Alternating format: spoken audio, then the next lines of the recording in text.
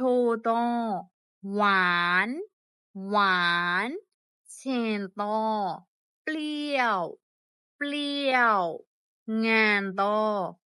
เค็มเค็มแซ่บတော့เผ็ดเผ็ดคาတော့ขมขมအရသာမရှိတာကိုจืดจืดဟန်တာကိုฝาดฝาดအရသာကိုรสชาติรสชาติအရသာချိုတယ်รสชาติหวานรสชาติหวานอายาตาฉินเนี่ยรสชาติเปรี้ยวรสชาติเปรี้ยวอายาตางานเนี่ยรสชาติเค็มรสชาติเค็มอายาตาสัตเต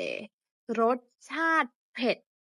รสชาติเผ็ดปาอายาตามาไม่ใช่อายาตาโอจ้ะหรอรสชาติจืดรสชาติจืดฮาเนยาตาโอรสชาติฝาดรสชาติฝาดဒါကတော့အရသာနဲ့ပတ်သက်တဲ့စကားလုံးလေးတွေဖြစ်ပါတယ်လိုက်ပြောကြည့်ပါလိုက်လေ့ကျင့်ကြည့်ပါလိုအပ်တဲ့နေရာမှာလည်းအသုံးချလို့ရပါတယ်နော်